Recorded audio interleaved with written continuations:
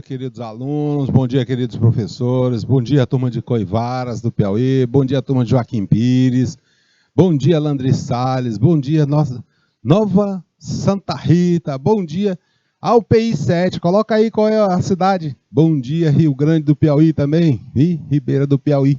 Nosso bom dia a todos vocês, e vamos que vamos continuar falando com vocês sobre legislação empresarial, mais especificamente sobre a falência e recuperação judicial de empresas. É uma continuidade, tá, pessoal? Nosso roteiro da aula está aí, nós começamos a falar com vocês, né? Desde lá a parte da falência e entramos pela parte da recuperação judicial e vamos também chegar até a parte da descontinuidade da personalidade jurídica. Nosso objetivo aqui é compreender os processos relacionados à crise que levam a empresa a não cumprir suas obrigações contratuais. Vamos trabalhar com vocês aí, vendo uma parte de revisão, vendo as teorias e aplicações práticas mediante aí algumas questões, tá bom? Esse é o nosso trabalho de hoje. Nós estamos aí conversando com vocês sobre a parte da recuperação judicial e agora, para a gente completar esse assunto, vamos ver os princípios do regime concursal e empresarial. Dentro desses conceitos da falência e recuperação judicial, nós temos primeiro aqui, para pensar em falar em uma recuperação judicial, nós temos que pensar numa viabilidade, nós temos que pensar uma viabilidade dessa empresa em crise. Na aula passada, lembro muito bem que a gente falou, mostramos para vocês, uma situação de uma empresa que está com dificuldade, está com problema, porém, essa empresa ela tem viabilidade de dar continuidade. Eu vou colocar aqui do lado o exemplo que a gente colocou. A gente tinha assim, um exemplo de um ativo, lá no caixa a gente colocou que tinha tipo assim, R$1.000, e tinha outros ativos aqui, né? Outros ativos. Vamos colocar aqui 99 mil, tá? De ativos. E de passivos, tá? De passivos. Nós tínhamos aqui termos assim, vamos dizer assim, de fornecedor, né? Fornecedor. A gente tinha aqui tipo aqui 50 mil, né? E o restante aqui, para inteirar o 100, um PL de 50 mil, fechando o nosso balanço, né? Todos os dois aqui, se vocês somarem, vai dar 100 mil, né? Olha aqui, fechando o nosso balanço, 100 mil para cada um. Vamos botar mais um zerinho aqui. Isso, pronto aí. Vamos escrever isso direito aí, né? Tá borrado que só. Vamos escrever isso aqui direito, tá?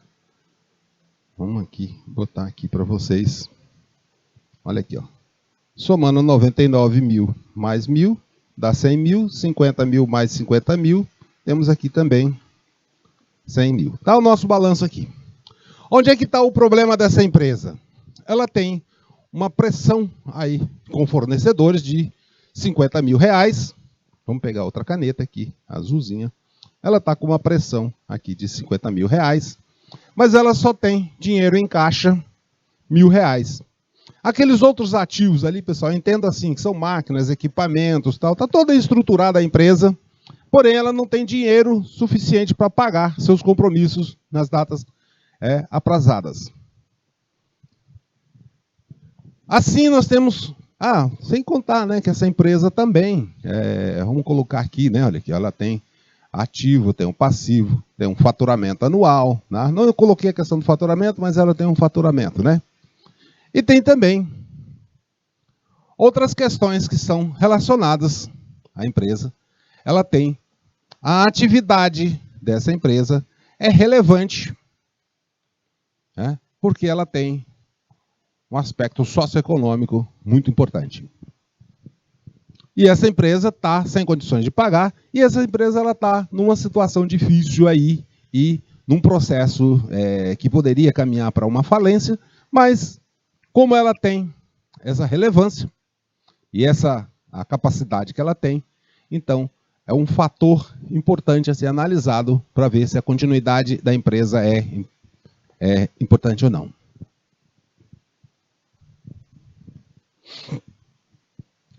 Aí, assim, outro princípio, que é o princípio de prevalência do interesse dos credores. Veja só, pessoal, o que acontece? Os credores aí, nesse caso, tá lá, tem fornecedor, principalmente, tem 50 mil. Esses fornecedores, eles não têm interesse que a empresa devedora quebre, ou seja, entre em processo de falência. Ela tem interesse que eles continuem até para continuar sendo cliente e vender seus produtos. Então, é essa questão que a gente diz, que é atender aos direitos dos credores. Interesse dos credores. Também tem o princípio da publicidade procedimental. E esse princípio está dizendo que há procedimentos que têm que ser dado transparência, publicitado, para que a empresa entre em falência ou em processo de recuperação. Também tem o princípio, par decandio creditorium, que na verdade a gente está dizendo aí que é um tratamento equitativo aos créditos. Então todos os créditos têm que ter um tratamento equitativo, seja eles de fornecedor, de instituição financeira também, ou qualquer outro também. E por fim, a gente tem o princípio da conservação da atividade econômica, atividade empresarial, que seja viável. Veja só, se nós analisarmos o perfil da empresa e analisar que a empresa ela tem relevância socioeconômica, ou seja, a atividade dela é importante do ponto de vista social e econômico, ela tem um ativo, tem um patrimônio que é capaz de pagar todas as suas dívidas, mas porém ela está com uma dificuldade momentânea. E aí é que entra o processo de recuperação. Esses são os princípios do regime concursal. Então vamos analisar agora uma situação do devedor também. Vamos ver a questão do devedor empresário. E esse devedor empresário, ele pode ser pessoa física ou pessoa jurídica, mas somente os empresários, os devedores empresários são subordinados a esse regime. A pessoa física não entra nessa história. Aqui, somente devedores empresários. Porque aí nós estamos falando de uma empresa, seja ela uma empresa individual, ou uma empresa societária. Uma sociedade societária, ou seja, uma empresa que tem, pode ser um individual, só um único empresário, que é aquele detém aquela atividade econômica, ou mais de uma pessoa que se associa para formar uma sociedade empresária. Então, nesse caso aqui, só vai ter para os devedores ditos empresários. E aí, assim, quais são os empresários que podem optar pela recuperação empresarial ou estão sujeitos à falência? Quais são eles? Aqui nós podemos dizer tanto o empresário pessoa física, nesse caso, o empresário pessoa física, que tem uma empresa em seu próprio nome e exerce a atividade profissional negocial. É um empresário individual. Ele tem o intuito de lucro, e é caracterizado como uma empresa, uma pessoa jurídica. Assim, esse devedor empresário, ele tem algumas questões aí importantes para vocês verem. Veja só. O sócio de responsabilidade ilimitada, ou seja, são as empresas que têm, não há limitação. No caso de pessoa, aqui é a sociedade empresária individual, é o empresário individual que tem nesse. Então, nós temos duas circunstâncias. Uma que tem, que é aquela, o EIRELI, que tem uma capacidade limitada e o outro tem a capacidade ilimitada, que vai até os bens particulares do empresário. Também, o empresário individual, em caso de falência, ele responde com todos os bens particulares. No caso de falência, esse empresário individual, ele responde com todos os seus bens. A empresa, aí é aquela, por exemplo, lá pode ter o MEI ou outro tipo de empresário individual. Não é o Eireli, tá? Outro devedor que nós temos aqui, no caso dele, nós temos aí os espólios que tem, né? E está sujeito a uma recuperação judicial ou falência. Esse espólio pessoal, o espólio, na verdade, são todos os ativos que o devedor empresário tem. Aí é carro, casa, máquinas, equipamentos, mercadorias, fundo comercial e tudo mais. Assim, diante de uma situação, podem requerer, tanto a falência como a recuperação judicial, os herdeiros, o cônjuge sobrevivente, no caso de falecimento do empresário individual, ou até mesmo o inventariante. No caso de uma sociedade, um empresário rural, aí é regido pelo artigo 971 do Código Civil. Esse CCzinho aí, pessoal, é Código Civil de 2002, tá?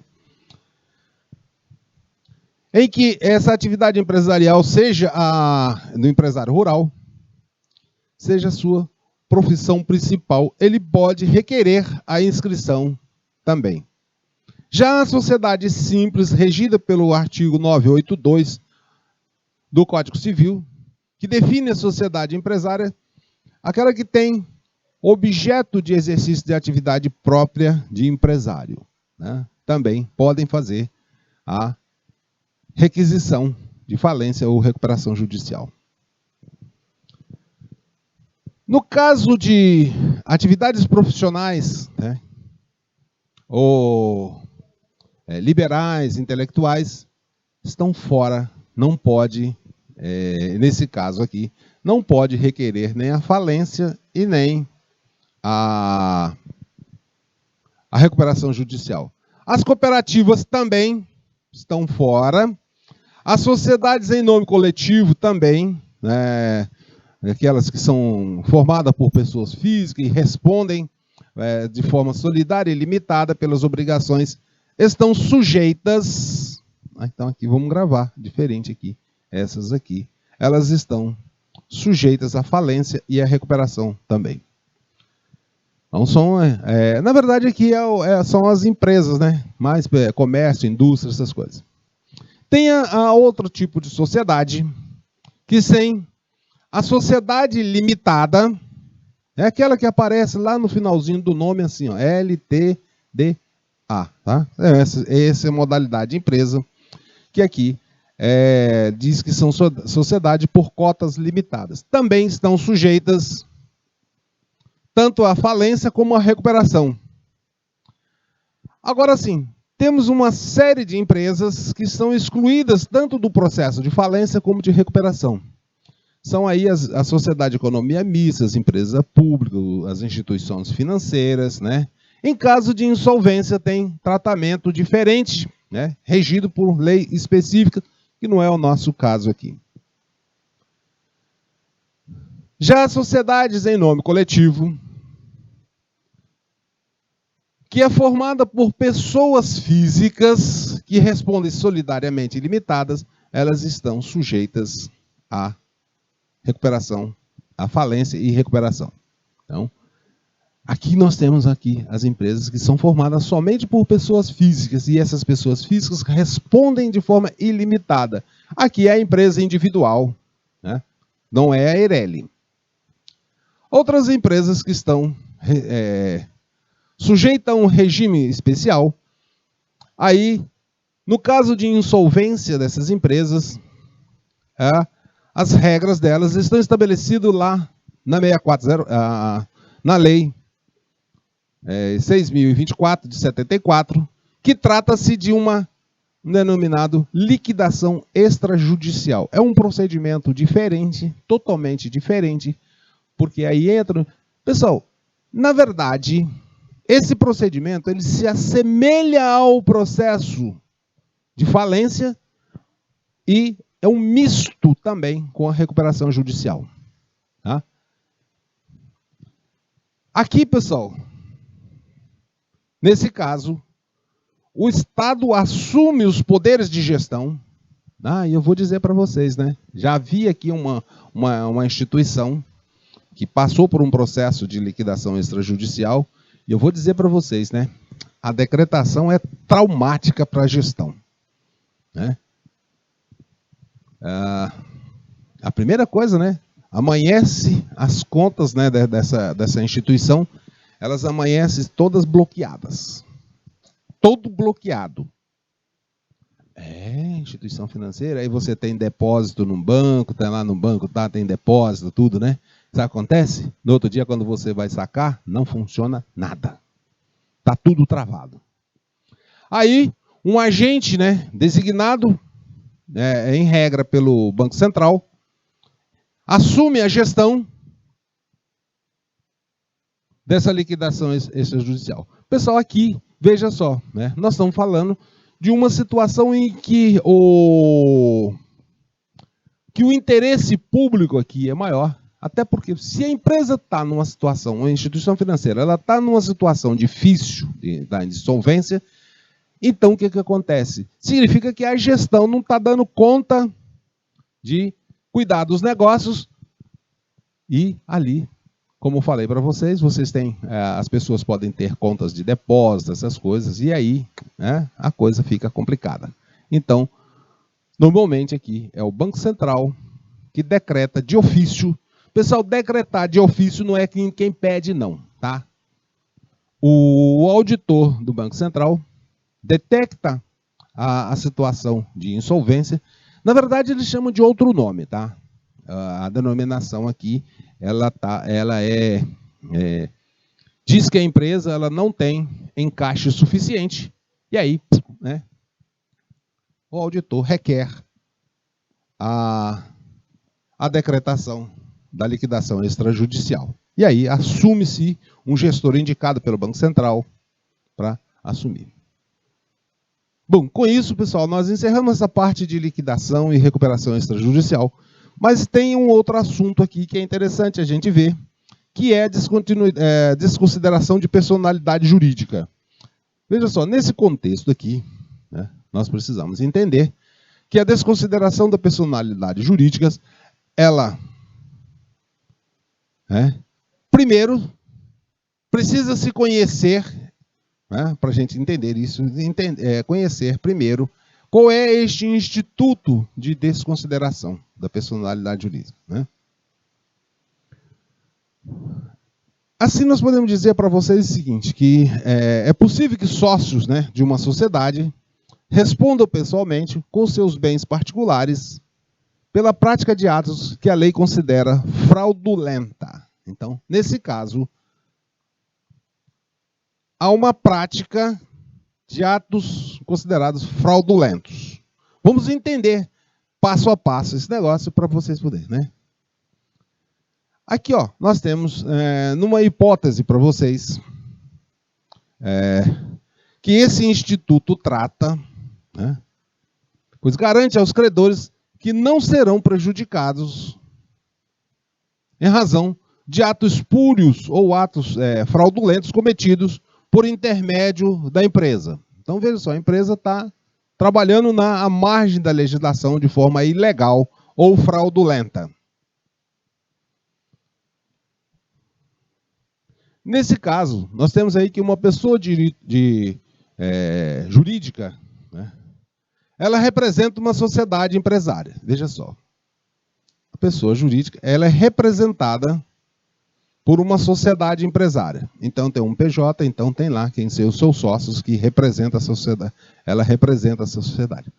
Vamos pegar, por exemplo, para ficar mais fácil, nós temos aí que a autonomia, né, da personalidade jurídica do patrimônio, ou seja, A empresa tem sua personalidade jurídica e tem seu patrimônio próprio. E esse patrimônio próprio, ele não pode servir para meio de fraudar ou praticar atos ilegais praticados pelos sócios. Vamos entender um passo a passo que vai ficar fácil para vocês. Assim, podemos ver que, ao praticar atos fraudulentos, olha aqui, fraudar eventuais atos pelo sócio, surge aí o nosso fenômeno chamado de desconsideração da personalidade jurídica, que é aplicado quando os sócios, de alguma maneira, buscam autonomia jurídica. Veja só, os sócios buscam autonomia jurídica da pessoa jurídica para cometer atos ilícitos.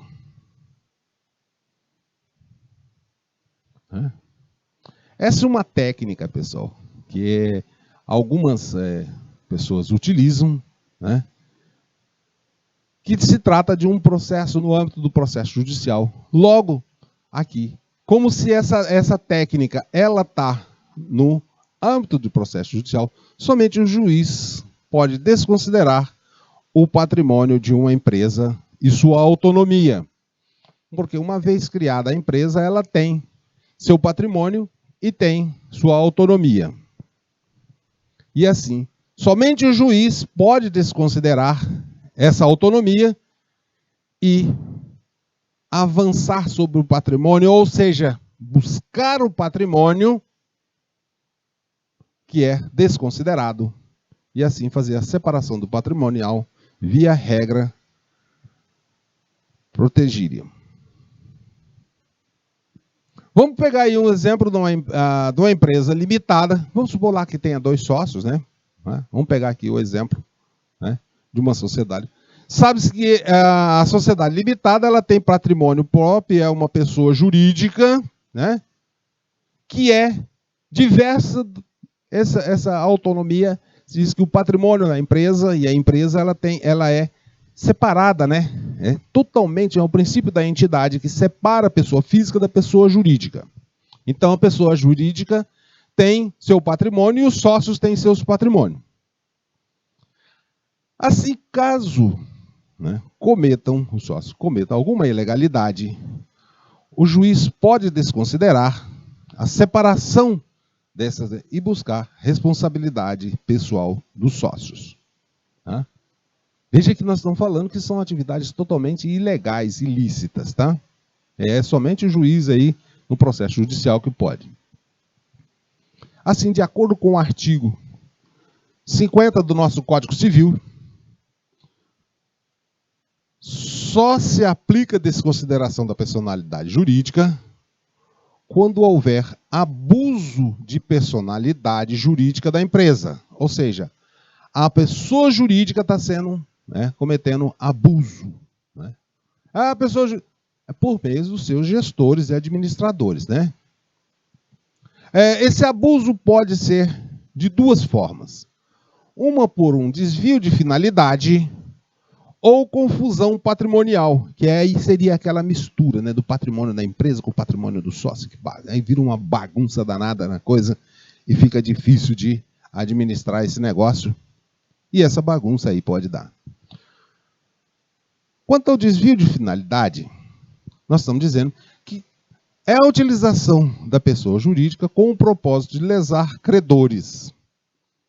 E assim, escapar de obrigações assumidas. Vamos dizer o seguinte, o camarada monta lá uma empresa jurídica e está com vontade, com o interesse de fraudar uma indústria, alguma coisa assim, ou uma instituição financeira. Ele monta lá uma pessoa jurídica e vai lá na instituição financeira e tira um empréstimo. Ou então compra de fornecedor muita mercadoria e, ato seguinte, ele abandona a empresa. Aí, ele está tentando fraudar, dar um golpe. Assim, temos também a pessoa jurídica, que é empregada para efeitos de prática de atos ilícitos. Então, monta uma empresa e começa a fazer dentro dessa empresa, vamos dizer, monta uma empresa e começa a fazer tráfico de drogas. é ato totalmente ilícito. E aí pode ser desconsiderado. É outra tipo de situação. Ou então para fraudar o fisco, não pagar impostos, essas coisas.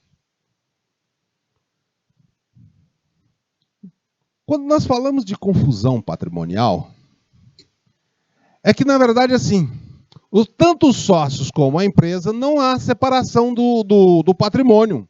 Né? Não respeita essa separação. Né?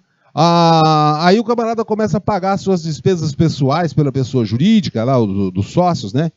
Paga viagem para o sócio, para os filhos, ir para Disney e tal, que não tem nada a ver com a empresa, vamos dizer, é uma panificadora, e aí fica pagando lá para o sócio, para a família do sócio, comprando joias para as pessoas e tudo mais.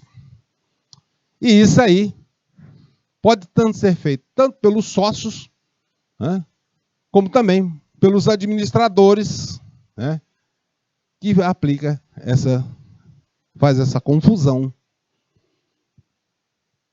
patrimonial. Na verdade, assim, o camarada começa a comprar terreno, casa, joias, paga despesas pessoais da pessoa, do administrador, mas misturando o que é a empresa, aí é uma confusão. E também, aí do outro lado, vai aparecer problema lá na hora de pagar as contas com o fornecedor. Também pode ocorrer uma confusão patrimonial quando ocorre transferência de valores entre a pessoa física e os sócios. O sócio pega lá o faturamento e mete no bolso, né? Isso, cai na folia. Aí é uma confusão, né? Também, não tendo nenhuma justificativa de ter pegado esse dinheiro, sem justificativa nenhuma, e isso caracteriza uma confusão, né, no sócio. Pessoal, na verdade, assim, a atitude aqui do sócio ou administrador, ela é fraudulenta.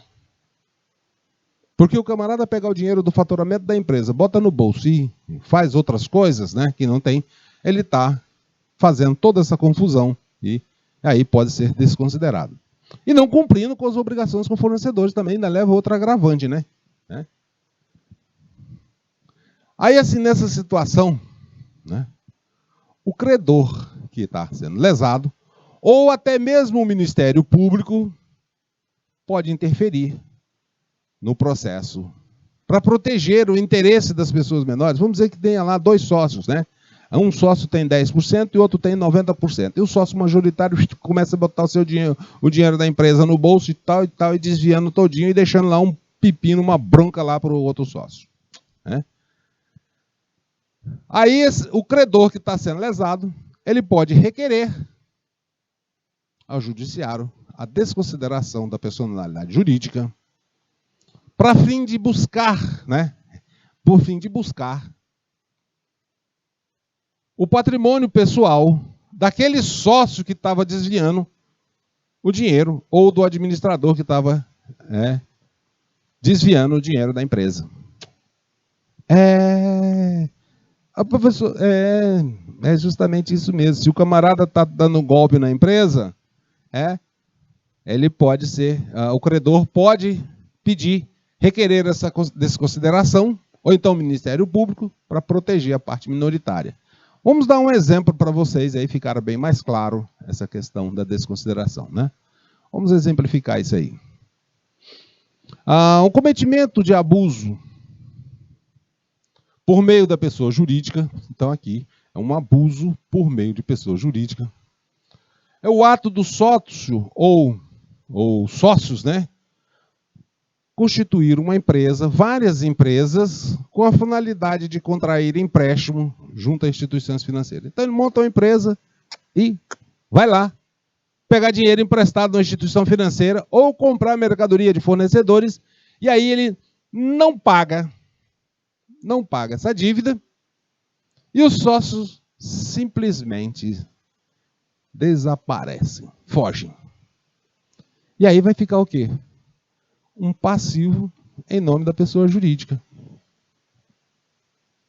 Só que a pessoa jurídica, se os sócios fugirem e acabar, tudo não tiver mais funcionamento, né?